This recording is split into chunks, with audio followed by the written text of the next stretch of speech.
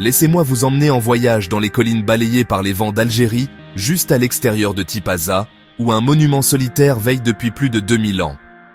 Les habitants l'appellent le tombeau de la chrétienne, mais voici le rebondissement. Ni chrétiens, ni femmes ne sont garantis de s'y trouver.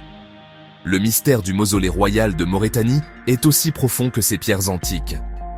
Perché en hauteur, au-dessus de la Méditerranée, avec la mer Bleue d'un côté et la plaine de la Mitidja de l'autre, le mausolée est difficile à manquer. Ce n'est pas une modeste tombe. Imaginez un tambour circulaire massif de plus de 60 mètres de diamètre, construit au-dessus d'une solide base carrée, fait de milliers d'énormes pierres, taillées avec précision. On dirait presque un gâteau de mariage de géants patinés, mais défiant le temps. Mais qu'y a-t-il vraiment à l'intérieur? Et qui l'a construit? C'est là que les choses deviennent intéressantes. L'archéologue français, Adrien Berbrugger, a réussi à s'y glisser en 1865. Il a trouvé un labyrinthe de vestibules et de couloirs, mais pas de trésor royal, seulement plus de questions.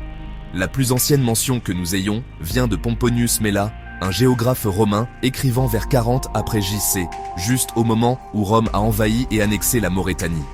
Maintenant, voici le cœur de la légende. De nombreux historiens disent que c'est la dernière demeure du roi Juba II et de sa reine, Cléopâtre Sélénée.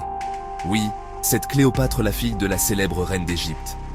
Après la chute d'Alexandrie, elle a été mariée à Juba, un roi à part entière, et souverain de Maurétanie.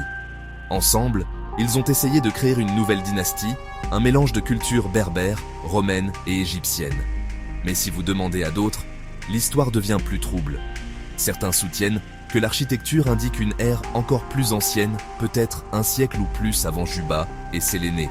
Était-ce numide, maurétanien?